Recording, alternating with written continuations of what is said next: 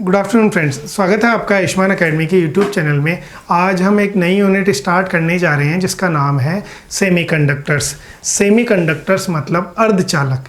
जैसा कि इसके नाम से हमें पता चल रहा है, ये एक ऐसा चालक रहेगा जो आधे चालक की तरह कार्य करेगा। आधा चालक मतलब इसके अंदर चालक की भी विशेषताएं रहेंगी और कुचालक की भी विशेषताएं रहेंगी। ये चाहेगा तब तो चालक की तरह कार्य करेगा और चाहेगा जब कुचालक की तरह कार्य करेगा। ठीक है, अब जब भी हम लोग अर्धचालक की संरचना की या इसके बारे में डिस्कशन करते हैं तो सबसे पहले हमें किसी भी एक परमाणु यानी परमाणु की संरचना का ज्ञान होना चाहिए। तो हम लोग इस टॉपिक को स्टार्ट करने से पहले परमाणु संरचना को थोड़ा सा डिस्कस करेंगे ताकि आपको ये टॉपिक अच्छे से समझ में आ पाए। ठीक है, अब जब भी हम लोग किसी भी परमाणु की बात करते हैं तो परमाणु की संरचना कुछ हमारे सौरमंडल की तरह रहती है। सौरमंडल की तरह कैसे? आप देखते होंगे कि सौरमंडल के अंदर केंद्र बिंदु पे कौन है? सूर्य है, और सूर्य के चारों ओर परिक्रमा कौन लगा रहे हैं? अलग अलग ग्रह लगा रहे हैं। ठीक है, तो यहाँ पे जब भी हम लोग किसी भी परमाणु की बात करते हैं तो वो जो सूर्य है ना, उस सूर्य का कार्य करता है उसका नाभिक। कौन करता है? नाभिक। ठीक है, अब जब भी हम लोग सौरमंडल की बात करते हैं तो अपने को क्या पता है कि जो सूर्य है ना, उसके अंदर ऐसा तो कोई बल होगा जिसके कारण जो ग्रह हैं वो ग्रह उससे एक उचित दूरी बनाए हुए हैं और एक निश्चित एक तरीके से गति से वो उसके आर पार क्या कर रहे हैं? चारों ओर परिक्रमा कर रहे हैं। ठीक है, तो यहाँ पे जब भी हम लोग परमाणु संरचना की बात करते हैं तो हम लोग क्या मानते हैं कि वो जो सूर्य है या फिर यहाँ पे जो नाभिक है, इस नाभिक का निर्माण कैसे होता होगा? इसके अंदर कोई ना कोई आवेश रहता होगा। अगर हम लोग परमाणु की बात करते हैं तो परमाणु के केस के अंदर जो आवेश रहता है उसको हम लोग धनात्मक आवेश, और उसका नाम हम लोग देते हैं क्या? प्रोटॉन। ठीक है, हम लोग ये मानते हैं कि जो नाभिक है ना, वो नाभिक प्रोटॉन से बना हुआ है, और प्रोटॉन के अलावा इस नाभिक के अंदर क्या चीज़ें रहती है? न्यूट्रॉन रहता है। ठीक है, न्यूट्रॉन मतलब ये आवेश रहित पदार्थ है। क्या है? आवेश रहित पार्टिकल है। ठीक है, अब क्या होता होगा कि भाई जैसे ये नाभिक रह गया और इस नाभिक के चारों ओर क्या रहेंगे? कक्ष रहेंगे, और उन कक्षों के अंदर क्या होते हैं? जैसे सौरमंडल के केस में तो क्या ग्रह परिक्रमा करते हैं, और इस केस के अंदर ये जो परिक्रमा करते हैं ना, उनको हम लोग क्या बोलते हैं? इलेक्ट्रॉन। क्या बोलते हैं? इलेक्ट्रॉन। ये साधारण सी किसी भी एक परमाणु की संरचना होती है। ठीक है, अब हम लोग परमाणु की जब भी स्टार्टिंग करते हैं तो जो एलिमेंट्स होते हैं ना, वो एलिमेंट्स या फिर एटम्स हाइड्रोजन से स्टार्ट होते हैं और टोटल मिला के 114 तक एलिमेंट्स जाते हैं। ठीक है, अब हम लोग जैसे पूरे की स्टडी ना करके सिर्फ 3-4 के बारे में मैं बताते हुए इसके जैसे परमाणु संरचना के बारे में हम लोग डिस्कशन करेंगे कि जब भी हम लोग हाइड्रोजन की बात करते हैं तो हाइड्रोजन का जो परमाणु क्रमांक होता है एक परमाणु क्रमांक का मतलब क्या होता है? एक परमाणु क्रमांक का मतलब ये है कि ये जो नाभिक है ना, इस नाभिक के अंदर एक प्रोटॉन है। क्या है? एक प्रोटॉन है, और ये नाभिक क्या कर रहा है? एक इलेक्ट्रॉन को इसके कक्ष के अंदर क्या कर रहा होगा? होल्ड कर रहा होगा। ठीक है, अगर बाई चांस कोई एलिमेंट की अगर हम लोग बात करेंगे कि उसका परमाणु क्रमांक 2 है तो इसका मतलब क्या रहेगा? उसके केंद्र के अंदर यानी नाभिक के अंदर दो प्रोटॉन रहेंगे, और वो क्या करेंगे? 2 इलेक्ट्रॉन को अपने कक्षों के अंदर क्या कर रहे होंगे? होल्ड कर रहे होंगे, या फिर उनको रोक के रख रखे होंगे। अब अपने को पता है वो होल्ड कैसे हो रहा होगा। अपने को क्या चीज़ ध्यान है कि कभी भी कोई भी धनात्मक आवेश किसी ऋणात्मक आवेश को क्या करता है? आकर्षित करता है। तो प्रोटॉन के ऊपर कौन सा आवेश है? आपको दिख रहा है कि धनात्मक आवेश है, और इलेक्ट्रॉन के ऊपर कौन सा आवेश रहेगा? ऋणात्मक आवेश रहेगा। ठीक है, अब ये जो प्रोटॉन रहते हैं ना, प्रोटॉन की अगर आप पूरे के पूरे नाभिक को देखते हो ना, तो उसके अंदर प्रोटॉन के जमाने का कोई भी तरीका नहीं रहता है। पर जब भी आप इलेक्ट्रॉन्स की बात करते हो ना, तो हर परमाणु का जो इलेक्ट्रॉन का जमने का तरीका होता है ना, वो अलग अलग रहता है। कैसे रहता है? अगर हम लोग देखते हैं तो ये जो कक्ष, ये जो आप परमाणु देख रहे हो ना, इस परमाणु के अंदर एक नाभिक है, और नाभिक के बाहर एक कक्ष है, इसके बाद एक और कक्ष होता है, इसके बाद एक और कक्ष होता है, और ऐसे करके कक्ष बढ़ते रहते हैं। ठीक है, हम लोग पूरी डिटेलिंग नहीं समझेंगे, हम लोग सिर्फ बेसिक सा आइडिया ले रहे हैं यहाँ पे। ठीक है, अब क्या रहता है कि जब भी आप पहले कक्ष की बात करते हो ना, तो परमाणु के पहले कक्ष में हमेशा कितने इलेक्ट्रॉन्स रहते हैं? 2 इलेक्ट्रॉन रहते हैं। कितने इलेक्ट्रॉन रहते हैं? 2 इलेक्ट्रॉन रहते हैं। दूसरे कक्ष में हमेशा कितने रहते हैं? 8 रहते हैं, और उसके बाद 18 इलेक्ट्रॉन्स रहते हैं। ठीक है, ऐसे करके ये इंक्रीज करते रहते हैं। ठीक है, अब हमें इन पूरी स्ट्रक्चर को ना ध्यान में रखते हुए सिर्फ दो चीज़ें ध्यान रखनी है। क्या चीज़ें ध्यान रखनी है कि ये जो बाहरी कक्ष रहता है ना, इस बाहरी कक्ष को हम लोग संयोजी कक्ष या फिर वैलेंस कक्ष बोलते हैं। क्या बोलते हैं? संयोजी कक्ष या फिर वैलेंस कक्ष बोलते हैं। क्या बोल रहे हैं हम लोग इसको? वैलेंस कक्ष। ठीक है, और इसके अलावा हमें क्या ध्यान रखना है? इसके अलावा हमें ये ध्यान रखना है कि ये जो बाहरी कक्ष है ना, इस बाहरी कक्ष के अंदर न्यूनतम 8 इलेक्ट्रॉन होने चाहिए, और जब भी वो 8 इलेक्ट्रॉन रहेंगे ना, तब वो पर्टिकुलर परमाणु स्थिर परमाणु कहलाएगा। स्थिर मतलब स्टेबल, यानी वो किसी भी चीज़ के साथ फिर रिएक्ट नहीं करेगा। ठीक है, यानी क्या बोल रहा हूँ मैं, जो वैलेंस इलेक्ट्रॉन रहेंगे ना, वो कितने रहने चाहिए? 8 इलेक्ट्रॉन रहने चाहिए। कितने? अगर वैलेंस इलेक्ट्रॉन्स की बात करेंगे तो वो कितने रहने चाहिए? 8 इलेक्ट्रॉन रहने चाहिए। ठीक है, अब देखिए 8 अगर रहते हैं तो क्या होता है और 8 नहीं रहते हैं तो क्या होता है। अगर परमाणु के बारे में अगर अपन डिस्कस करते हैं, मैंने क्या बोला कि जो वैलेंस कक्ष है ना, उस वैलेंस कक्ष के अंदर 8 इलेक्ट्रॉन रहेंगे, तब वो एलिमेंट या वो परमाणु क्या रहेगा? स्टेबल रहेगा। अगर क्या हो, अगर बाई चांस 8 नहीं हो तो क्या रहता है? अगर हम लोग जैसे 3 चीज़ों के बारे में पढ़ रहे हैं यहाँ पे, चालक, कुचालक और अर्धचालक, कोई भी एलिमेंट स्टेबल कब रहेगा? जब उसके बाहरी कक्ष में कितने रहेंगे? 8 इलेक्ट्रॉन रहेंगे। अगर 8 से कम रहेगा ना, तो क्या चीज़ होएगी? एक्चुअल में जब भी हम लोग धारा की परिभाषा के बारे में बात करते हैं, किसके बारे में? धारा की परिभाषा के बारे में बात करते हैं, तो धारा क्या होती है? बेसिकली इलेक्ट्रॉन के प्रवाह की दर होती है। क्या बोल रहा हूँ मैं? धारा क्या रहती है? इलेक्ट्रॉन के प्रवाह की दर होती है। तो बाई चांस अगर किसी भी एलिमेंट के बाहरी कक्ष के अंदर 8 इलेक्ट्रॉन है ना, तो उस केस के अंदर वो पर्टिकुलर एलिमेंट किसी भी केस के अंदर बाहरी कक्ष के जो 8 इलेक्ट्रॉन है, उनका किसी और एलिमेंट के साथ लेन देन नहीं करेगा। क्या बोल रहा हूँ मैं? वो बाहरी कक्ष के इलेक्ट्रॉन्स का दूसरे एलिमेंट्स के बाहरी कक्ष के साथ इलेक्ट्रॉन का लेन देन नहीं करेगा। यानी अगर वो इलेक्ट्रॉन का लेन देन नहीं कर रहा है ना, इसका मतलब इलेक्ट्रॉन एक स्थान से दूसरे स्थान पे नहीं जा रहा है। और इलेक्ट्रॉन अगर एक स्थान से दूसरे स्थान पे नहीं जाता है, इसका मतलब क्या रहेगा? कि वो पर्टिकुलर एलिमेंट क्या है? कुचालक है। क्यों है? क्योंकि अपने को पता है कि कुचालक क्या होता है। कुचालक बेसिकली एक ऐसा पदार्थ होता है जिसके अंदर इलेक्ट्रॉन का प्रवाह नहीं होता है, और इलेक्ट्रॉन का अगर प्रवाह नहीं होएगा, इसका मतलब उसके अंदर धारा का प्रवाह नहीं रहेगा। ठीक है, मैंने क्या बोला? स्टेबल कब रहेगा? 8 इलेक्ट्रॉन रहेंगे तब। ठीक है, और बाई चांस बाहरी कक्ष के अंदर सिर्फ और सिर्फ एक ही इलेक्ट्रॉन रहेगा। क्या रहा? सिर्फ और सिर्फ एक ही इलेक्ट्रॉन रहा, तो क्या रहेगा? इस कक्ष के अंदर कितने इलेक्ट्रॉनों के लिए स्थान है? यहाँ पे 7 इलेक्ट्रॉनों के लिए स्थान है। तो यहाँ पे इस पर्टिकुलर परमाणु के अंदर क्या होएगा? 7 इलेक्ट्रॉन का आदान प्रदान हो सकता है। ठीक है, यानी इस केस के अंदर जो इलेक्ट्रॉन का आदान प्रदान रहेगा ना, वो क्या रहेगा? अधिकतम रहेगा। ठीक है, क्या बोल रहा हूँ मैं? अधिकतम रहेगा। और अगर अधिकतम रहता है किसी भी परमाणु के अंदर इलेक्ट्रॉन का आदान प्रदान, तो वो बहुत अच्छा चालक कहलाता है। ठीक है, अधिकतम कैसे? क्योंकि 7 कम है, तो ये 7 इलेक्ट्रॉन ले भी सकता है, या फिर ये अपने एक इलेक्ट्रॉन को दूसरे को दे भी सकता है। ठीक है, अब ये चीज़ें क्यों बताई मैंने? ये इसलिए बताई क्योंकि मैंने क्या बोला? 8 इलेक्ट्रॉन वाला तो कुचालक रह जाएगा क्योंकि उसका बाहरी कक्ष पूर्ण है, और 1 इलेक्ट्रॉन वाला चालक रह जाएगा। क्यों? क्योंकि उसके बाहरी कक्ष के अंदर 7 इलेक्ट्रॉन की कमी है। ठीक है, तो अगर हम लोग इन दोनों के मिड पॉइंट की बात करते हैं, यानी क्या हो कि अगर बाहरी कक्ष के अंदर 4 इलेक्ट्रॉन रहे, तो ऐसा एलिमेंट जिसके बाहरी कक्ष के अंदर 4 इलेक्ट्रॉन रहते हैं, उनको हम लोग अर्धचालक की श्रेणी के अंदर डालते हैं।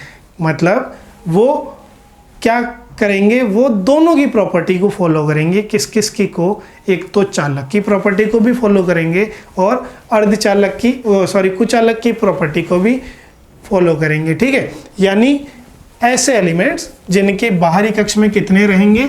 4 इलेक्ट्रॉन्स रहेंगे। ठीक है, अब जब साइंटिस्टों ने स्टडी करी, तो हालांकि ऐसे 4 इलेक्ट्रॉन वाले एलिमेंट्स बहुत हैं पीरियोडिक टेबल के अंदर, पर 2 स्पेशल एलिमेंट्स जिनका नाम था, एक का नाम तो था सिलिकॉन और एक का था क्या? जर्मेनियम। इन दोनों के अंदर साइंटिस्टों ने ये देखा कि ये दोनों के दोनों जो है ना एलिमेंट्स, ये दोनों के दोनों अर्धचालक की जो प्रॉपर्टीज़ है वो बहुत अच्छे से फॉलो करते हैं। अब हम लोग ये चीज़ चेक करते हैं कि भाई ये जो दोनों के दोनों एलिमेंट्स हैं ना, इनके बाहरी कक्ष के अंदर 4 इलेक्ट्रॉन है कि नहीं है। तो उस चीज़ के लिए हमें क्या ज्ञान होना चाहिए, हमें ये चीज़ ज्ञान होनी चाहिए कि इन दोनों के दोनों एलिमेंट्स के परमाणु क्रमांक क्या है।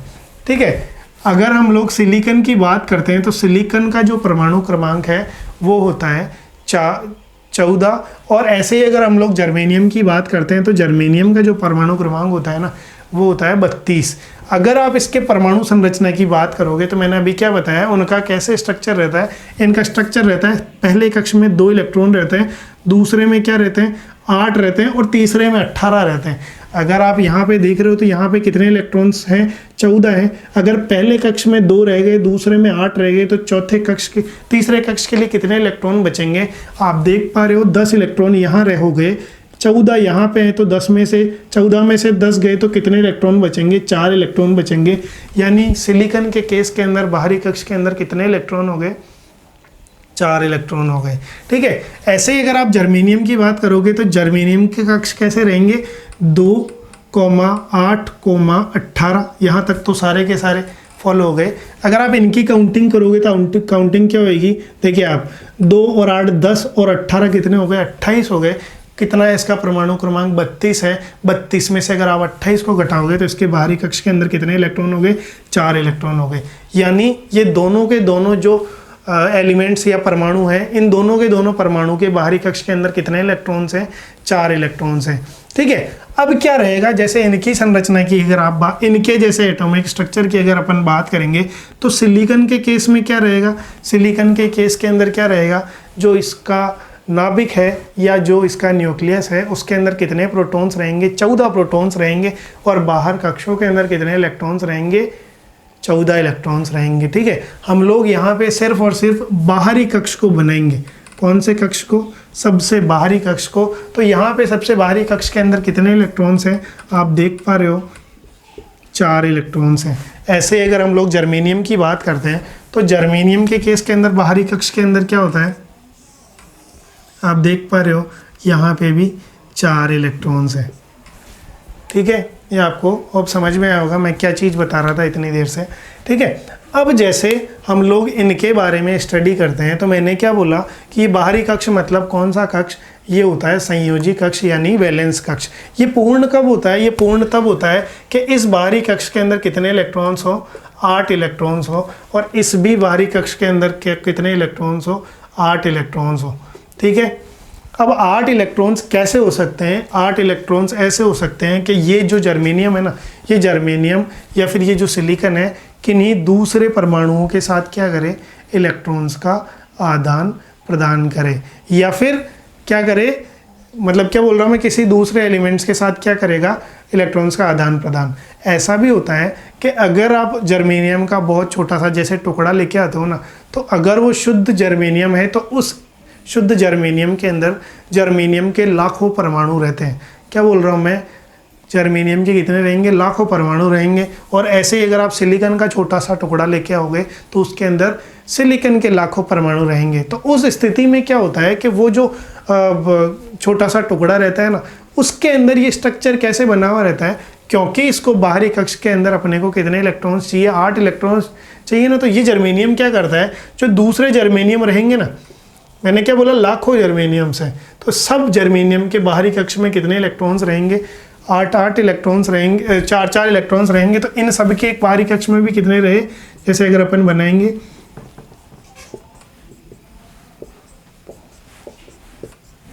ऐसा कुछ इन सब का स्ट्रक्चर रहेगा। ठीक है, तो इस केस के अंदर ये जर्मेनियम क्या करेगा, क्योंकि वो बना हुआ एक पीस है, तो ये क्या करेगा कि ये जो अपने बाहरी कक्ष के इलेक्ट्रॉन्स है ना, उनको इनके इलेक्ट्रॉन्स के साथ शेयर कर लेगा।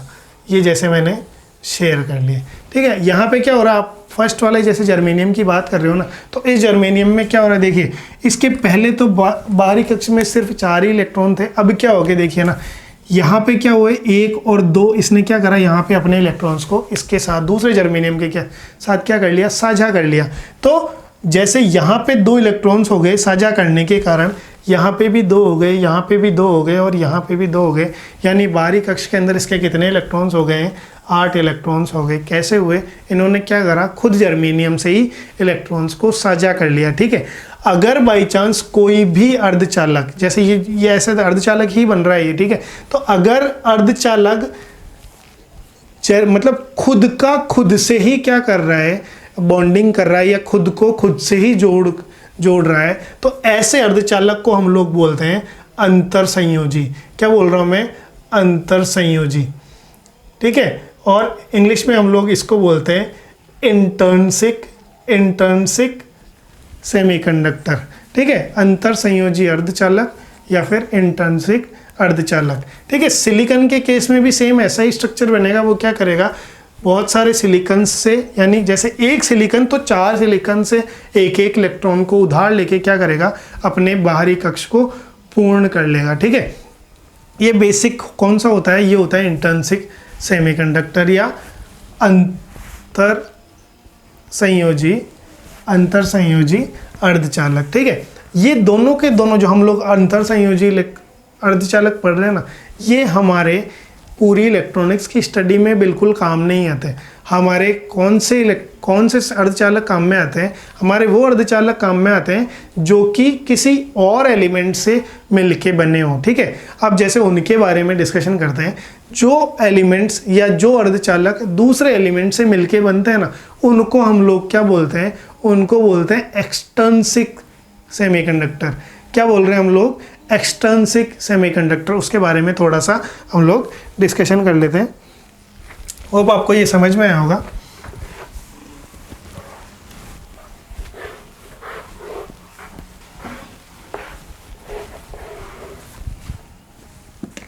क्या बोल रहा हूँ मैं? जो अपने काम में आएंगे उनको क्या बोल रहे हैं हम लोग? Extrinsic semiconductor. एक्सट्रिंसिक सेमीकंडक्टर, ठीक है। इसको हम लोग हिंदी के अंदर बोलते हैं बाह्य अर्धचालक। क्या बोल रहे हैं? बाह्य अर्धचालक। और जो पिछला था उसको हम लोग क्या बोल रहे थे? इंटर्नसिक, ठीक है। इंटर्नसिक मतलब क्या? निज अर्धचालक। वहाँ पे मैंने थोड़ा सा गलत बता दिया था। गलत क्या बता दिया था? वो जो इंटर्नसिक है ना, उसको हम लोग बोलते हैं निज अर्धचालक। वहाँ पे मैंने शायद अंतर संयोजी बोल दिया, जो रॉन्ग है। ये क्या, वहाँ पे करेक्शन है क्या? निज अर्धचालक बोलते हैं, ठीक है। अब जब भी हम लोग इसकी बात कर रहे हैं, यानी एक्सट्रिंसिक अर्धचालक की बात कर रहे हैं ना, तो एक्सट्रिंसिक या बाह्य अर्धचालक का मतलब क्या हो गया? सिंपल यहाँ पे क्या पता चल रहा है अपने को? बाह्य, यानी बाहरी कोई चीज़ हमने क्या करी है, उस अर्धचालक के अंदर मिलाई है। कैसे मिलाते हैं हम लोग? हमें क्या पता है कि जो बाहरी, मतलब जो भी अर्धचालक है ना, वो अर्धचालक के बाहरी कक्ष के अंदर कितने इलेक्ट्रॉन्स हैं? 4 इलेक्ट्रॉन्स हैं। और उसको आवश्यकता कितनी है? उनको आवश्यकता है 4 इलेक्ट्रॉन्स की। पर हम लोग जब भी इन अर्धचालकों का निर्माण करते हैं ना, तो अर्धचालकों के निर्माण के अंदर हम लोग क्या चीज़ ध्यान रखते हैं? हम लोग क्या करते हैं? उसको 4 इलेक्ट्रॉन्स नहीं देते हैं। हम लोग क्या करते हैं? या तो उसको 1 कम देंगे या फिर उसको 1 इलेक्ट्रॉन ज़्यादा देंगे। उससे क्या होता है? उससे क्या होता है कि जैसे अगर बाई चांस किसी एक अर्धचालक के अंदर इलेक्ट्रॉन, जैसे मैं क्या बोल रहा हूँ, 1 ज़्यादा दे रहे हैं, तो उसके अंदर एक छोटे से पीस के अंदर लाखों इलेक्ट्रॉन्स ज़्यादा हो जाएंगे। और एक के केस में अगर 1 इलेक्ट्रॉन कम दे रहा हूँ, तो उसके छोटे से पीस में लाखों इलेक्ट्रॉन्स कम पड़ जाएंगे। उससे क्या रहेगा कि वो जो दोनों के दोनों पदार्थ आपने बनाए हैं ना, उन दोनों के दोनों पदार्थ के अंदर एक के अंदर इलेक्ट्रॉन्स की अधिकता हो जाएगी और एक के अंदर इलेक्ट्रॉन्स कम पड़ जाएंगे। जिससे क्या हुआ? एक के अंदर तो ऋणात्मक आवेश डेवलप हो जाता है और दूसरे के अंदर क्या होता है? धनात्मक आवेश डेवलप होता है। उनको एक बार हम लोग समझते हैं। कैसे? मैं क्या बोल रहा हूँ कि जैसे हम लोग किसी भी एक एलिमेंट को ले लेते हैं, एक परमाणु को या फिर एक एटम को ले लेते हैं। जैसे हम लोग लेते हैं सिलिकॉन को, ठीक है। तो सिलिकॉन के केस में मैंने क्या बताया? सिलिकॉन के बाहरी कक्ष के अंदर कितने इलेक्ट्रॉन्स हैं? अपने को पता है कि 4 इलेक्ट्रॉन्स हैं। कितने इलेक्ट्रॉन्स हुए? 4 इलेक्ट्रॉन्स हुए ना। तो अब इसको क्या चाहिए कि हमें क्या करना है? इसको 4 इलेक्ट्रॉन्स देने हैं, ठीक है। हम लोग क्या करते हैं इनके केस के अंदर कि जैसे सिलिकॉन को या तो हम लोग ऐसा परमाणु देंगे जिस परमाणु के बाहरी कक्ष के अंदर 5 इलेक्ट्रॉन्स हों। जैसे कि उदाहरण है, जैसे आर्सेनिक होता है, एक एंटीमनी होता है, ऐसे करके ये कुछ एक एलिमेंट्स हैं। और ऐसे ही एक बार हम लोग क्या करते हैं, सिलिकॉन को ऐसे एलिमेंट्स या ऐसे परमाणु से जोड़ते हैं जिसके बाहरी कक्ष के अंदर 3 इलेक्ट्रॉन्स हैं, जैसे कि एल्यूमिनियम है, गैलियम है, ठीक है, जैसे इंडियम है या टेलिनियम है, ठीक है। अब क्या होएगा, बाई चांस अगर आपने आर्सेनिक एंटीमनी को इससे ऐड करा ना, तो क्या होएगा, जैसे अगर अपन इस स्ट्रक्चर की बात करते हैं, जब आपने आर्सेनिक को जोड़ा, आर्सेनिक के केस के अंदर बाहरी कक्ष के अंदर कितने इलेक्ट्रॉन्स रहेंगे, 5 इलेक्ट्रॉन्स रहेंगे, ठीक है, ठीक है। अब क्या होएगा, अगर आप एक ही एलिमेंट से अगर आप स्ट्रक्चर बनाना चाह रहे हो ना, तो क्या होएगा, जैसे एक बार इसको, इस स्ट्रक्चर को हम लोग सिंप्लीफाई रूप से बनाने की कोशिश करते हैं। जैसे मैं क्या करता हूँ, एक सिलिकॉन बना देता हूँ और एक सिलिकॉन के, मैंने क्या बोला, बाहरी कक्ष के अंदर 4 इलेक्ट्रॉन्स हैं, मैं उनको एक ही साइड बना लेता हूँ, ठीक है, ठीक है। ऐसे ही अगर हम लोग आर्सेनिक की बात कर रहे हैं ना, तो आर्सेनिक के अंदर हम लोग जो 5 इलेक्ट्रॉन्स हैं उनको भी हम लोग क्या कर लेते हैं, एक ही साइड में बना लेते हैं, ठीक है। अब सिलिकॉन क्या करेगा, सिलिकॉन ये कोशिश करेगा कि भाई अपने इलेक्ट्रॉन्स को इसके इलेक्ट्रॉन से शेयर करे। क्यों शेयर कर रहा है वो, इसलिए शेयर कर रहा है ताकि बाहरी कक्ष के अंदर उसके कितने इलेक्ट्रॉन्स हो जाएं, 8 इलेक्ट्रॉन्स हो जाएं, ठीक है। तो वो कैसे शेयर करेगा, इसको इससे शेयर कर लिया, इसको इससे शेयर कर लिया, इसको इससे शेयर कर लिया और इसको इससे शेयर कर लिया, तो सिलिकॉन के बाहरी कक्ष में कितने इलेक्ट्रॉन्स हो गए, 8 इलेक्ट्रॉन्स हो गए। पर आप क्या देख पा रहे हो कि यहाँ पे एक इलेक्ट्रॉन आर्सेनिक का क्या हो गया, फ्री हो गया, ठीक है। क्या रह गया, मैं क्या बोल रहा हूँ, एक इलेक्ट्रॉन इसके अंदर फ्री रह गया। कब, जब आपने इसके अंदर ऐसे परमाणु को जोड़ा जिसके बाहरी कक्ष में कितने इलेक्ट्रॉन्स थे, 5 इलेक्ट्रॉन्स थे, ठीक है। इन परमाणु को हम लोग क्या बोलते हैं, पंच संयोजी परमाणु। क्या बोल रहे हैं, पंच संयोजी परमाणु, ठीक है। और ऐसे एलिमेंट्स जिसके बाहरी कक्ष में 3 इलेक्ट्रॉन्स होते हैं उनको हम लोग बोलते हैं त्रिसंयोजी परमाणु, ठीक है। मैंने क्या बोला कि यहाँ पे एक इलेक्ट्रॉन फ्री रह गया, सिर्फ और सिर्फ एक सिलिकॉन अगर किसी भी टुकड़े के अंदर है और एक आर्सेनिक है, ठीक है। पर अपने को क्या पता है कि परमाणु या एटम जो रहता है ना, वो बहुत, मतलब किसी भी पदार्थ की छोटी से छोटी इकाई होती है, ठीक है। यानी अगर आपने बिल्कुल इतना सा टुकड़ा लिया, यानी अगर आपने जैसे मेरे नाखून जितना भी टुकड़ा लिया ना, तो उसके अंदर हजारों तो सिलिकॉन रहेंगे और हजारों ही आपको क्या करने पड़ेंगे, आर्सेनिक मिलाने पड़ेंगे, ठीक है। तो क्या होएगा, अगर एक सिलिकॉन और एक आर्सेनिक के अंदर एक इलेक्ट्रॉन फ्री रह रहा है, तो हजारों सिलिकॉन और हजारों आर्सेनिक का अगर आपने एक छोटा सा टुकड़ा बनाया, तो उस टुकड़े के अंदर हजारों ही इलेक्ट्रॉन्स फ्री रह जाएंगे, ठीक है। तो ऐसा परमाणु या ऐसा अर्धचालक जिसके अंदर क्या हो गया, हजारों इलेक्ट्रॉन्स फ्री रह गए, तो यहाँ पे कौन सा आवेश ज़्यादा डेवलप हो जाएगा, वो हो जाएगा ऋणात्मक आवेश। ऋणात्मक आवेश क्यों डेवलप हो रहा है, क्योंकि अपने को पता है कि जो इलेक्ट्रॉन होता है ना, उस इलेक्ट्रॉन पे आवेश कौन सा होता है, इलेक्ट्रॉन पे आवेश होता है ऋणात्मक, ठीक है। तो ऐसा एलिमेंट जिसके अंदर इलेक्ट्रॉन की अधिकता है और उसके अंदर आवेश कौन सा डेवलप हो गया, ऋणात्मक आवेश हो गया, तो ऐसे अर्धचालक को हम लोग नाम देते हैं एन टाइप अर्धचालक। कौन सा अर्धचालक बोल रहे हैं हम लोग इसको, एन टाइप अर्धचालक, ठीक है। एन को आप कैसे याद रख सकते हो, इसको हम लोग ऐसे भी याद रख सकते हैं, जैसे हम लोग ऐसे बोलते हैं इसको नेगेटिव टाइप अर्धचालक। नेगेटिव मतलब कि इसके अंदर नेगेटिव चार्ज ज़्यादा है। नेगेटिव चार्ज किसके कारण ज़्यादा है, इसलिए ज़्यादा है क्योंकि आपने यहाँ पे क्या करा, यहाँ पे इलेक्ट्रॉन ज़्यादा दे दिए, ठीक है। अब क्या होएगा, जैसे दूसरा अगर अपन बात कर रहे हैं, यानी निज अर्धचालक की, सॉरी, जैसे दूसरे की अगर अपन बात कर रहे हैं कि भाई अगर आपने क्या करा, त्रिसंयोजी एलिमेंट को दे दिया, किसको, सिलिकॉन को, तो क्या होएगा, सिलिकॉन के केस के अंदर बाहरी कक्ष में कितने इलेक्ट्रॉन्स अपने को पता है, 4 इलेक्ट्रॉन्स हैं। और अगर आप एल्यूमिनियम, गैलियम, इंडियम की अगर आप बात करें, जैसे गैलियम को अपन ले रहे हैं, तो इसके बाहरी कक्ष के अंदर कितने इलेक्ट्रॉन्स रहते हैं, 3 ही इलेक्ट्रॉन्स रहते हैं। अगर ये शेयर भी करेगा कौन, सिलिकॉन, तो इसके बाहरी कक्ष में क्या रहेगा, यहाँ पे 2 शेयर कर लिए, यहाँ 2 शेयर कर लिए और यहाँ पे 2 इलेक्ट्रॉन शेयर कर लिए। तो इस स्थिति में भी अगर आप सिलिकॉन को देखते हो, तो सिलिकॉन के बाहरी कक्ष में कितने इलेक्ट्रॉन्स हो रहे हैं, आप देख पा रहे हो, 1 2 3 4 5 6 7, कितने इलेक्ट्रॉन्स हो गए, 7 इलेक्ट्रॉन्स हो गए। पर उसको चाहिए कितने थे, उसको चाहिए थे 8 इलेक्ट्रॉन्स। कितने इलेक्ट्रॉन्स चाहिए थे, 8 इलेक्ट्रॉन्स चाहिए थे। यहाँ पे कितने, 7 है, यानी यहाँ पे 1 इलेक्ट्रॉन की कमी हो गई, ठीक है। क्या हो गई, एक इलेक्ट्रॉन की कमी हो गई। ये जो कमी रहती है ना, इसको हम लोग एक नाम देते हैं, जो नाम है क्या, होल।